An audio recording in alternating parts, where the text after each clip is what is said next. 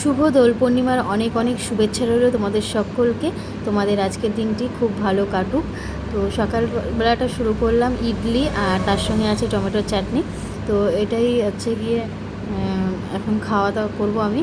আর এটা খেতে কিন্তু দারুণ হয়েছে। এটা আমি বানাইনি, আমার কাকি দিয়ে গেল গরম গরম বানিয়ে। আর চাটনিটা কিন্তু দারুণ টেস্টি হয়েছিল। আর তারপরে আমি ঘরের কাজবাজ সেরে নিলাম। আজকে আর ঘরে কাজবাজ শেয়ার করবো না, কারণ আজকে হচ্ছে গিয়ে আমি একটু যাব, ছেলের স্কুলে বসন্ত উৎসব আছে আজকে, তো সেখানেই যাব। তো এই যে রেডি হয়ে নিয়েছি, দেখো হলুদ কালার একটা শাড়ি পরে নিয়েছি। তো এমনি নর্মাল আর কি, যেরকম আর কি সাজি, প্রায় আমি এরকমই সাজি। আমি খুব একটা সাজগোজ পছন্দ করি না, ওই মিডিয়াম যেভাবে আর কি, একটু না সাজলে নয় সেটুকুই। তো যাই হোক, কেমন লাগছে অবশ্যই কমেন্ট করে জানিও। আর বাইরে কিন্তু প্রচণ্ড রোদ উঠেছে। আর তারপরে যে ছেলে তো স্কুল ড্রেস পরে সকাল 8টায় গেছিলো, ওদের আরও কী অনুষ্ঠান ছিল সকালবেলা। তো এখন দেখো এই যে ওকে স্কুল ড্রেস খুলে ওকে পাঞ্জাবি পরিয়ে দিলাম হলুদ কালারের। আর আজকে ছেলেদের কোনো রকম প্রোগ্রাম নেই, আজকে সব মেয়েদের প্রোগ্রাম, যেহেতু বসন্ত উৎসব মেয়েরাই অনুষ্ঠান করবে। তো পরপর অনুষ্ঠানগুলো এখন দিয়ে দিচ্ছি, তোমরা কিন্তু দেখতে থাকো। আশা করছি তোমাদের অনেক অনেক ভালো লাগবে প্রোগ্রামগুলো।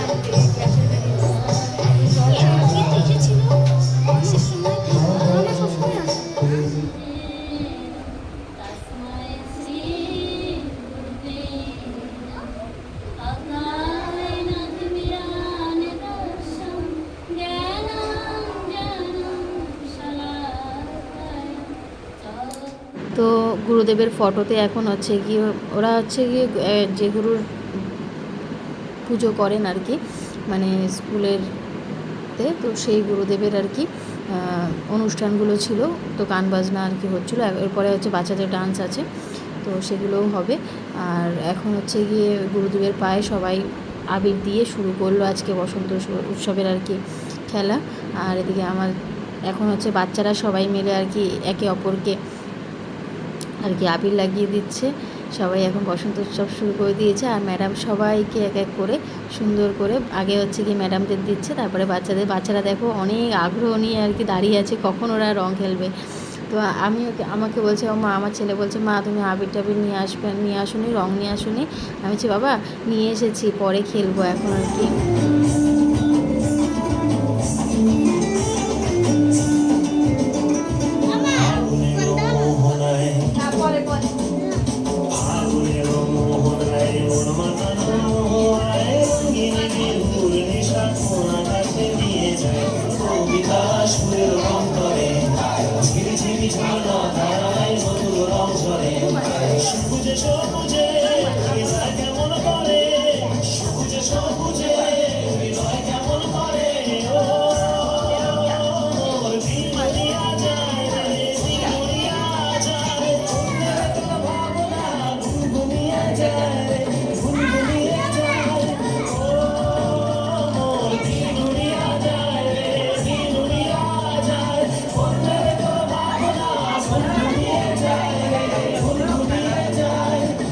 স্বপনের ভ্রমণী ওর প্রেমের ভ্রমণী, ওর স্বপনের ভ্রমণী ওর প্রেমের ভ্রমণী।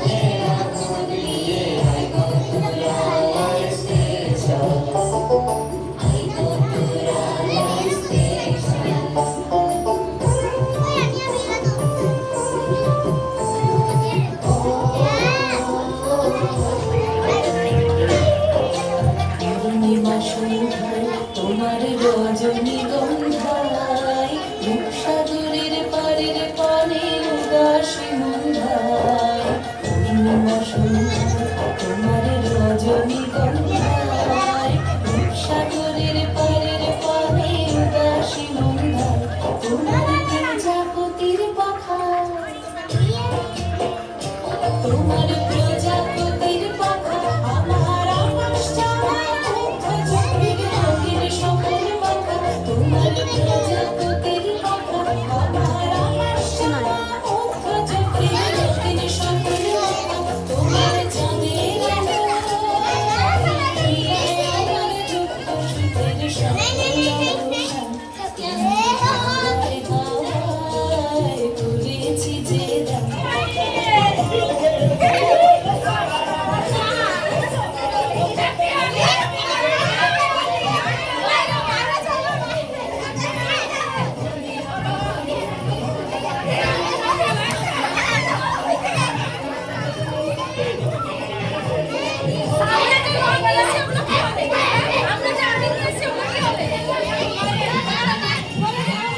তো তোমরা তো দেখলে আমরা খুব আনন্দ করেছিলাম আজকের বসন্ত উৎসব, আমার ছেলের স্কুলের বসন্ত উৎসবে আজকে মানে সত্যি খুব খুব খুব মজা হচ্ছিল।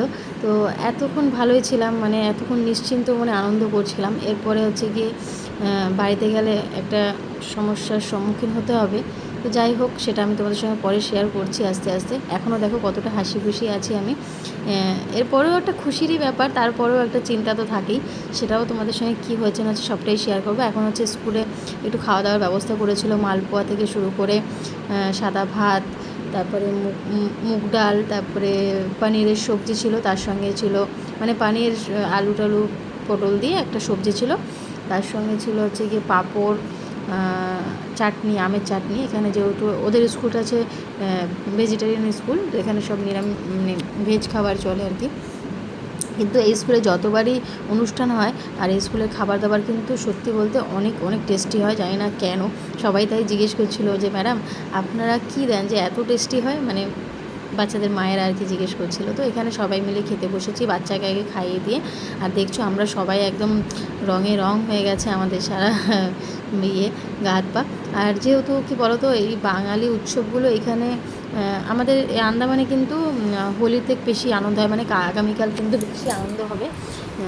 আর আজকের উৎসবে আমরা খেলি, বাঙালিরা খেলি, আবার কালকেও খেলি আমরা। তো আজকে স্কুলের এই বসন্ত উৎসবটায় যোগদান দিতে পেরে সত্যি ভালো লেগেছে। আমরা তো কলকাতায় এরকম অনুষ্ঠান কত করি, তাই না? কিন্তু এখানে তো খুব একটা পাওয়া যায় না। তো সেই জিনিসটাই আর কি অনেকটা ফিরে পেয়েছি, খুব ভালো লাগলো। তো এখানে ছেলেকে খাওয়ানোর পরে যে আমিও খেয়ে নিচ্ছি, দেখতেই পাচ্ছ সারা হাত পায়ে কীরকম মানে রঙে রং আর কি। আর যে দিদিভাই এখনও খাচ্ছে, তো দিদিভাই সবাইকে আর কি একটু হাই করে দেবে এখন। এই যে এটা হচ্ছে গিয়ে এই অমৃষা একটু আগে যে নাচ করলো, সামনে ছিল যে বাচ্চাটা, দেখলে খুব সুন্দর নাচ করেছে। তো এখানে সবাই দেখো তো আমাদের সবাইকে আর কি হাই করে দিচ্ছে। হ্যাপি হোলি বলে দিচ্ছে সবাইকে। তো এই যে হচ্ছে ওই যে শাড়ি পরা দেখছো, ওই বাচ্চাটা কিন্তু খুব সুন্দর ডান্স করে। যাই হোক, তারপরে আমি বাবার বাড়িতে এসেছিলাম, এসেই আর কি ভেবেছিলাম একটু রেস্ট নেবো। এসে দেখছি মা বলছে বোনের শরীরটা নাকি সকাল থেকেই খারাপ। তো তোমরা তো জানোই, অনেকে যারা আমার ডেলি মানে ভিডিওটা দেখো, তো তারা তো অবশ্যই জানো যে আমার বোন এখন প্রেগনেন্ট। তো ওর প্রায় সময় এখনও মানে যতদিন মানে যে তারিখ দিয়েছে সেই ডেটটা এখনও আসেনি। ডেটের আগেই ওর কেন জানি না ব্যথা শুরু হয়ে গেছে, ব্যথা করছে, মানে ব্যথা হচ্ছে আবার একটু বন্ধ হচ্ছে, খুব কষ্ট হচ্ছে। যে শাশুড়ি মাও চলে এসেছে, আর বোনও তো টেনশন করছে খুব। আমি যে টেনশন করিস না, যা হবে ভালো হবে। আমরা একটু অপেক্ষা করছিলাম, যেহেতু গ্রহণ লেগেছে আর কি, সেই জন্য। তারপরে আর বেশিক্ষণ অপেক্ষা করিনি। এই যে দেখো যে যা হবে হবে। এখান থেকে অটো ডেকে বাইরে মানে ওকে অন্য মাথায় দিয়ে তারপরে আর কি নিয়ে যাওয়া হয়েছিল মেডিকেলে আর কি। তো চিন্তা একটু তো হয়, তাই না? যাই হোক, তোমরা আশীর্বাদ করো যেন সব কিছু ভালোভাবে হয়, সুস্থভাবে হয়। মা আর সন্তান যেন ভালোভাবে যেন সুস্থ থাকে, ভালো থাকে, বাড়ি আসে সুস্থভাবে, এই কামনা মানে এই আশীর্বাদটুকু তোমরা করো। আর আমি দিদি হয়তো সবসময় ওকে আশীর্বাদ করি, ও যেন সুস্থ থাকে, ভালো থাকে, এইটুকুই বলবো। তো যাই হোক, আমি এখন যাব না। আমি হচ্ছে গিয়ে এখন হচ্ছে ওর শাশুড়ি মা আর আমার মা আর আমার বাবা যাবে। তো বাবা পরে যাবে, আমার মা আর ওর শাশুড়ি মা দুজনে মিলে নিয়ে যাবে। এই যে রেডি টেডি হচ্ছে, জল টল সব গুছিয়ে নিচ্ছে। মানে সকাল থেকে উল্টিও আসছে, মানে শরীরটা কেমন খারাপ লাগছে। তা আমি বললাম, মা ওর মনে হয় মানে হওয়ার ব্যথাই হচ্ছে বোধ হয়, ও সহ্য করতে পারছে না, আর মানে মাঝে মাঝে খুব কষ্ট হচ্ছে। তাই ভাবলাম রিস্ক নেওয়া যাবে না। এই যে এই ব্যাগটার মধ্যে সব কিছু গুছিয়ে নিয়েছি, আর ঘর দুয়ারের অবস্থা তো দেখতেই পাচ্ছ। তা আমি এখন একটু সময় থাকবো। আমিও কিন্তু কিছুক্ষণ পর মানে আমার বরকে ফোন করেছি, আমার বর কাজে গেছে, ওখান থেকে আসলেই আর কি যাবো। আর ওর বড়ও কাজে গেছে, ওর বড় ওখান থেকে ডাইরেক্ট মেডিকেলে চলে যাবে। তো এখন এই যে ঠাকুরকে নমস্কার করে এই যে চলে এখন ওরা মেডিকেলে যাবে। আর আমাদের উপরে যে দাদি, মানে যে আমাদের বাড়ির মালকিন আছে, তো দাদি তো খুবই ভালোবাসে আমাদেরকে, নিজের মতো ভালোবাসে, আর আমাদের একদম নিজের নাতনি মানে নাতনিদের মতোই ভালোবাসে একদম। তো যাই হোক, ওই দাদি কিন্তু আমাদের সাথেই ছিল। দাদি বলছিল যে আমি একটু পরে যাব। তারপরে আমরা বললাম যে না, তুমি বয়স্ক মানুষ, তুমি থাকো, এখন যেতে হবে না, পরে যদি কোনো হয় তখন তুমি যেও। দাদি ওকে খুব অনেক আশীর্বাদ করলো, কোনো চিন্তা করো না। তো যাই হোক, ও এখন যাচ্ছে। যতই হোক একটু তো টেনশন কাজ করে, তাই না? তো বোনটা আমার, ছোট্ট বোনটা আমার এখনও মা হতে যাবে। সবাই তোমরা আশীর্বাদ করো যেন ভালোভাবে সুস্থভাবে যেন ওর সন্তানকে পৃথিবীর আলো দেখাতে পারে, সুস্থ থাকে, ভালো থাকে, এইটুকুই বলবো। আমার খুব চিন্তা হচ্ছিলো, যেহেতু আমি ওর সাথে যেতে পারছিলাম না।